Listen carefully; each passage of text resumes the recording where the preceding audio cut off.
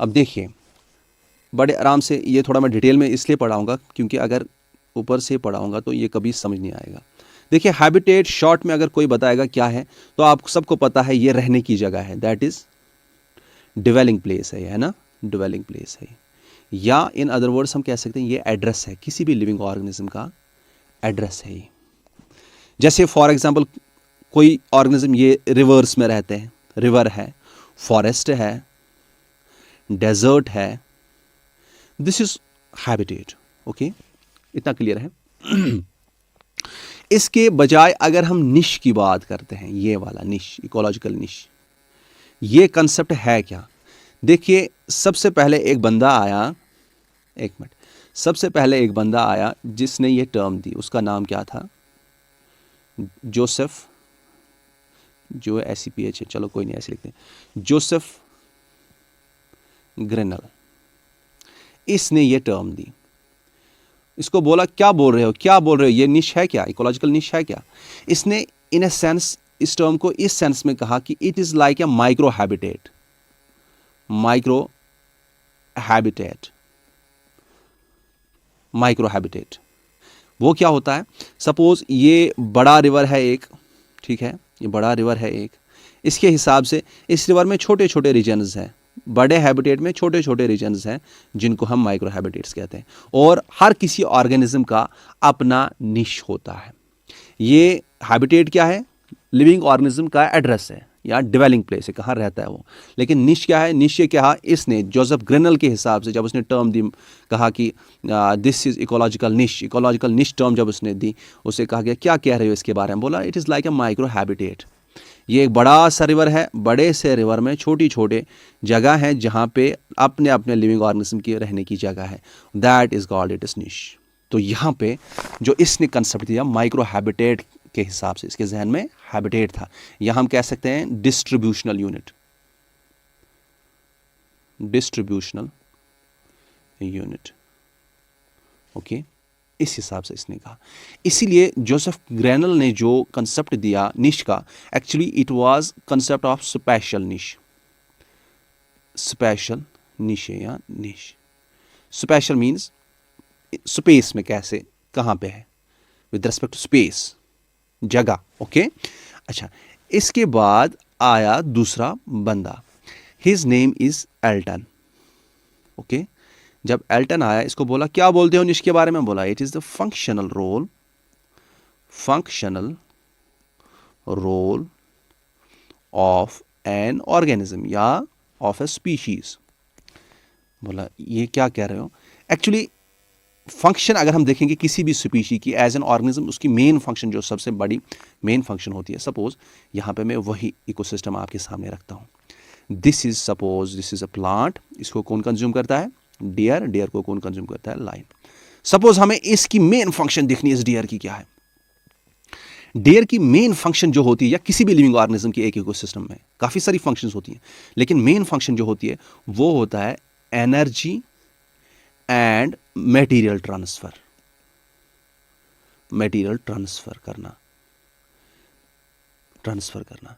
ये डियर जो है यहां पे है, ये खुराक किसको खाता है? इट ईट्स दिस प्लांट, और प्लांट से मटेरियल एनर्जी लेता है, फिर जाके लाइन को देता है। तो ये चलो आगे लेने के लिए, यहां पे डियर की जो ये पोजीशन है यहां पे, it is very important, this is its role, and this position of dear over here, this is what is known as, इसको कहते हैं ट्रॉफिक पोजीशन। क्या कहते हैं? ट्रॉफिक पोजीशन, ट्रॉफिक पोजीशन इसे कहते हैं। तो यहां पे सबसे इंपॉर्टेंट फंक्शन क्या है? Traffic position. एल्टन ने क्या कहा? It is the functional role of an organism in it is environment, in it is ecosystem. तो लेकिन फंक्शनल रोल में सबसे इंपॉर्टेंट फंक्शन क्या है? Traffic position. इसीलिए एल्टन का जो कंसेप्ट था, actually it give the concept of trophic niche, trophic niche या निश। नेक्स्ट लेवल पे आते हैं आप देखिए, अब कमाल वाला बंदा आता है जिसने एक ऐसी डेफिनेशन दी, जिसने एक ऐसा कंसेप्ट दिया दैट इज वेरी इंटरेस्टिंग, जो कि इजीली किसी को समझ नहीं आता। अब देखिए क्या दिया। इसके बाद आता है अनदर पर्सन, उसका नाम है हचिनसन। ये रिसेंटली इसने दिया था 1957, 10 साल हमारी मतलब हिंदुस्तान की आज़ादी के बाद ना, हमारी आज़ादी के बाद। हचिंसन ये एक्चुअली अमेरिकन इकोलॉजिस्ट था। ओके, इसने क्या किया, इसने बोला निश क्या है, ये एन डायमेंशनल। डियर स्टूडेंट्स, ये ऐसे नहीं समझना कि हम एक्स्ट्रा पढ़ रहे हैं कुछ। निश अगर आपको समझना है, देखो आपने पढ़ा होगा ऑलरेडी, मुझे पता है, लेकिन ये समझ नहीं आया होगा क्योंकि बड़े बड़े इसमें कंफ्यूज करते हैं, टीचर्स भी स्टूडेंट्स को कंफ्यूज करते हैं। तब तक अच्छे से समझ इंसान को नहीं आता है जब तक हम, ये जो स्टडी होती है ना, इसमें ये मानो ये एक गांठें बनी होती हैं, इसमें ये खोलनी पड़ती हैं, फिर ये जहन में बैठती है। अगर रफली जाते हैं हम, फटाफट जाते हैं, तो वो अच्छे से समझ नहीं आता है। तो एन डायमेंशनल हाइपर वॉल्यूम, या इसे कहते हैं, आज मैं इतना ही सिखाऊंगा, ओके, मल्टी डायमेंशनल, यही है हाइपर वॉल्यूम। अब है क्या ये देखिए क्या है।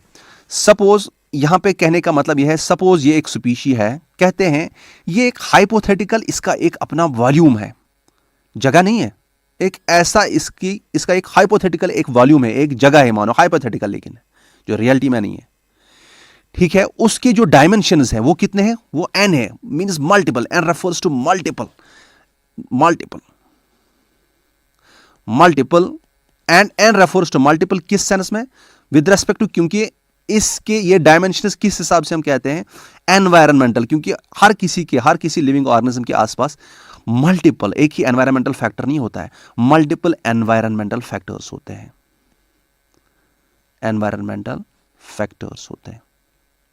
And refers to multiple environmental factors.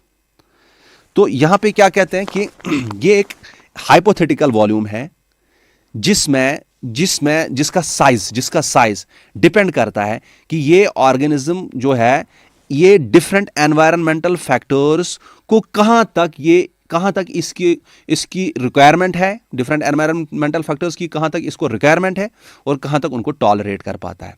Suppose ये एक ऑर्गेनिज्म यहां पे है, दूसरा एक ऑर्गेनिज्म यहां पे है, एक मिनट है, ये है दूसरा ऑर्गेनिज्म।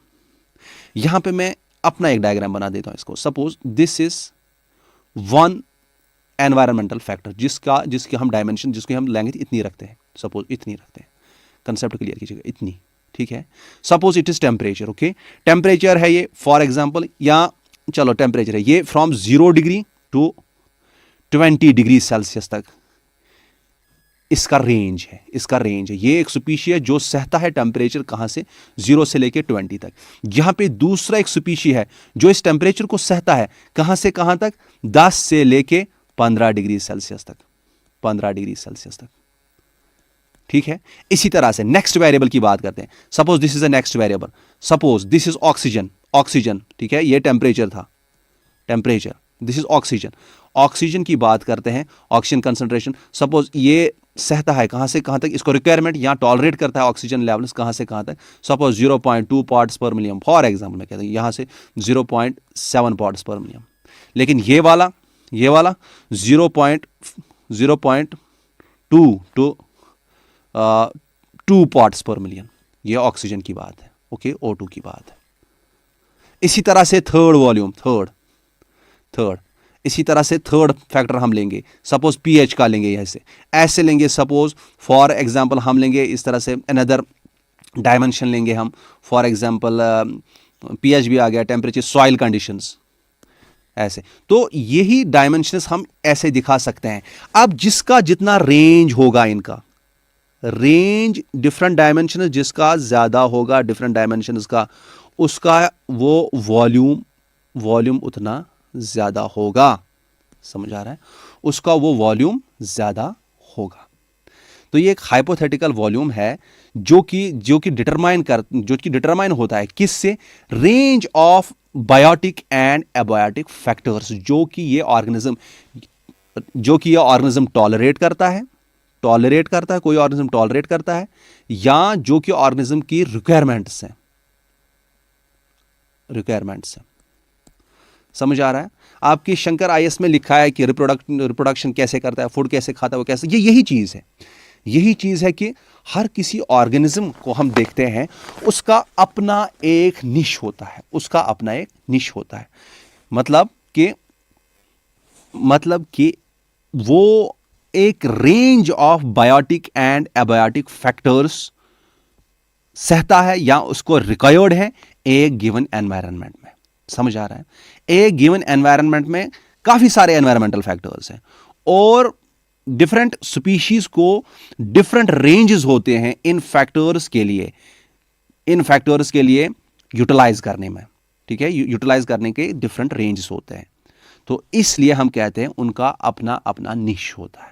ये आप नेक्स्ट मैं यहां पे आपको सिखाऊंगा, थोड़ा सा आपको यहां पे क्लियर हो गया फर्दर कि फर्दर ऐसे कहते हैं कि दो स्पीशीज कभी ऐसे नहीं हो सकते हैं एक ही एनवायरनमेंट में जिनका सेम निश होगा। तो ये एक्चुअली यहां पे एक कंसेप्ट लिखता हूं मैं, Gauss's competitive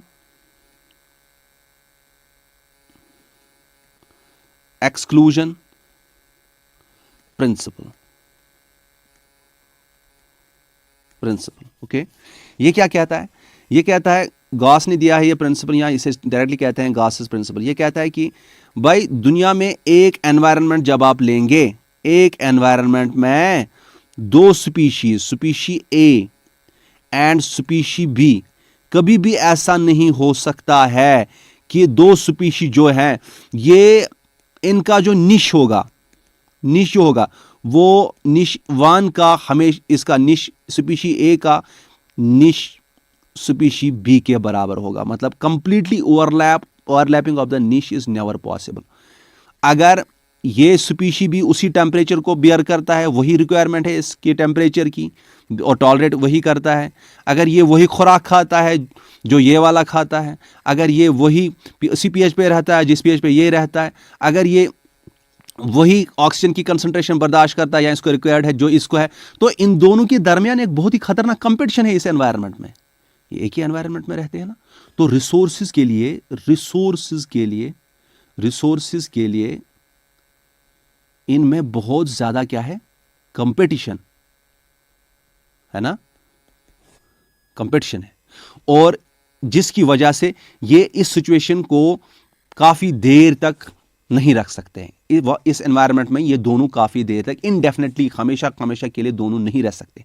they can remain for long time but not for ever, can not remain for ever. ये दोनों इस एनवायरनमेंट में नहीं रह सकते, कांट सस्टेन बोथ, क्योंकि हर किसी चीज में इनके दरमियान कंपटीशन है। इसका भी निश वही है, इसका भी निश वही है। इसका जो रेंज है डिफरेंट कंडीशंस का बियर करने का या रिक्वायरमेंट्स हैं वही इस वाले की भी है। तो इन दोनों में कंपटीशन बहुत ज्यादा है। तो अल्टीमेटली क्या होता है, गास ने कहा कॉम्पिटिटिव एक्सक्लूजन प्रिंसिपल कि हाँ, जो इसमें ज्यादा सक्सेसफुल होगा, जो कि ज्यादा स्ट्रॉन्गर होगा, स्ट्रॉन्गर वाला जो कि वहां पे ज्यादा अडॉप्टेड होगा, वो क्या करेगा, वो जो वीकर होगा, वीकर स्पीशी को क्या करेगा, वीकर स्पीशी को ये पेरिश करेगा, या हम कह सकते हैं इसे एलिमिनेट करेगा। इधर खाली कौन परसिस्ट करेगा, कौन करेगा, खाली स्ट्रॉन्गर स्पीशी परसिस्ट करेगा, वीकर स्पीशी खत्म होगा ultimately in after money generations. Okay, इतना क्लियर है? Yes, I think it is clear. तो अगर हम अब सम अप करेंगे, हम क्या समझेंगे इस निश के बारे में, क्या समझेंगे एक्चुअली है क्या इकोलॉजिकल निश। अब देखिए क्या है ये कि इकोलॉजिकल निश जो है एक्चुअली ये 3 निश का बना होता है। इसमें 3 निश होते हैं। एक पहला जो हमने देखा था दैट इज स्पेशल निश, रहने की जगह अपनी अपनी होगी, ठीक है। ट्रॉफिक निश, अपना रोल होगा इकोसिस्टम में, अपनी फीडिंग पोजीशन होगी, है ना। और थर्ड जो हमने कहा था एन डायमेंशनल, बाकी जो भी फैक्टर्स हैं एनवायरमेंटल फैक्टर्स, उनका अपना अपना रेंज होगा हर किसी लिविंग ऑर्गेनिज्म के लिए, एन डायमेंशनल हाइपर वॉल्यूम। तो ये इन 3 चीजों का मेड अप ऑफ दीज 3 निश, इकोलॉजिकल निश। ओके, इतना क्लियर है? ये मैं इसको सम अप करके बता रहा हूं।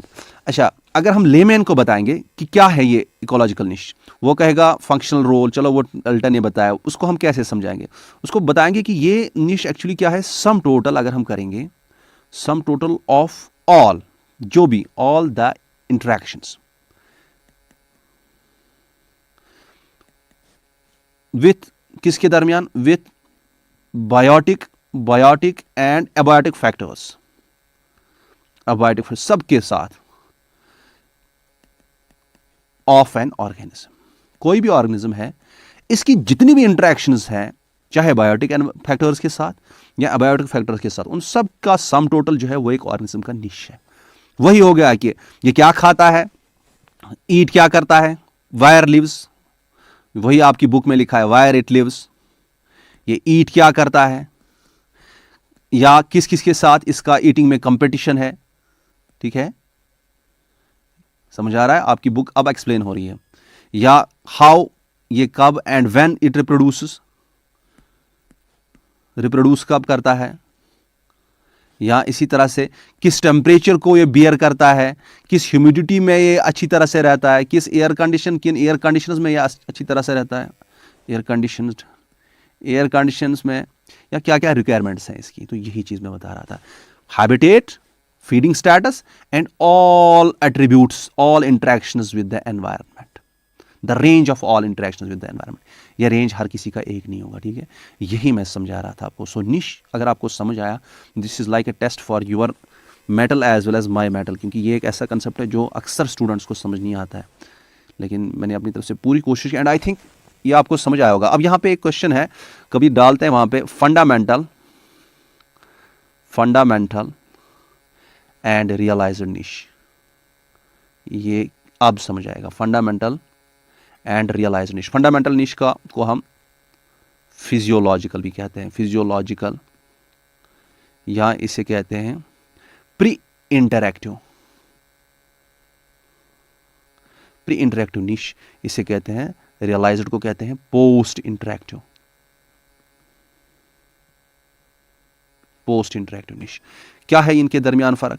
देखिए, ये एक लिविंग ऑर्गेनिज्म है, ये क्या खाता है, क्या पीता है, क्या इसका रोल है इस इकोसिस्टम में, किस तरह से रिप्रोड्यूस करता है, क्या इसका डिफरेंट एनवायरमेंटल फैक्टर से इंटरेक्शन है ना।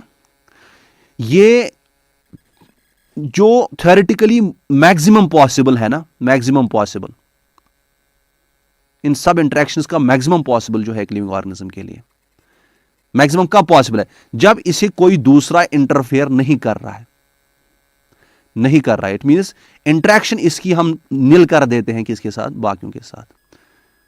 सपोज ये कोई खुराक खाता है, एप्पल खाता है, ठीक है ना, उसको कोई यहां पे दूसरा नहीं है जो इसके जो यहां पे एप्पल खाएगा, तो इसका मतलब है इसमें कोई इंटरेक्शन, कोई इंटरफेरेंस दूसरे की नहीं है। लेकिन अब यही ऑर्गेनिज्म अगर यहां पे है, यही लिविंग ऑर्गेनिज्म, ये एप्पल खाता है, ये एप्पल कंज्यूम करता है, यहां पे लिविंग ऑर्गेनिज्म 2 है, ये बोलता है भाई मैं भी एप्पल खाता हूं, तो इसको इंटरफेरेंस आ गई। अब मुझे बताइए, इसका निश, रेंज जो इसका था first with respect to, for example हम लेंगे फीडिंग, अब वो रेंज वही रहा कि डिक्रीज हो गया? नो, तो इसका मतलब है जो कि रियल इकोलॉजी होती है उसमें मैक्सिमम पॉसिबल रेंज हर किसी फैक्टर का एक ऑर्गेनिज्म एंजॉय नहीं कर सकता।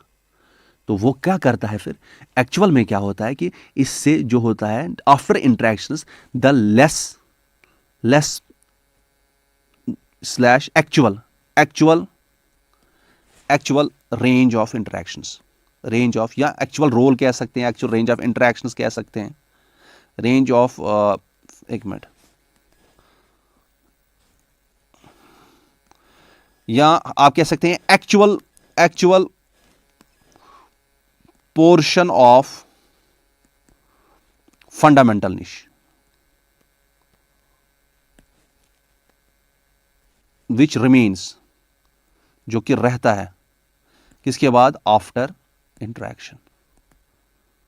बस इतना काफी है dear friends, thank you so much.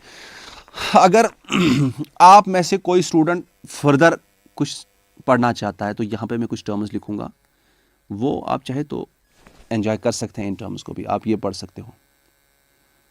निश width, but I don't recommend this, जहाँ पे मैं रिकमेंड बोलूँगा वो पढ़ना। अच्छा, इकोलॉजिकल, कोई किसी की इंटरेस्ट होती है तो इकोलॉजिकल कंप्रेशन, रिसोर्स पार्टीशनिंग, ठीक है। इसी तरह से आता है कैरेक्टर डिस्प्लेसमेंट। ये चीज़ें अगर कोई फर्दर इस कंसेप्ट को फर्दर समझना चाहता है, वैसे 100% मुझे लगता है आपको समझ आया होगा। कोई कंफ्यूजन अगर फिर भी होगा, tell me in the comments, I will try to make it clear. Thank you so much, thanks a lot. कल हम अब इकोसिस्टम की फंक्शनिंग पढ़ेंगे जो कि बहुत इंपॉर्टेंट है, और इंशाल्लाह हम वो फिनिश भी करेंगे, जिसमें हम एनर्जी फ्लो, जिसमें ट्रॉफिक लेवल्स, जिसमें आपका आता है पैरामीटर्स आते हैं, जिसमें आपका क्या कहते हैं उनको, फूड चेन, फूड वेब, ये सब कुछ हम कल इंशाल्लाह फिनिश करेंगे, कोशिश करेंगे इसको कंसेप्चुअली, क्योंकि वो सारा एक साथ पढ़ना है। ओके।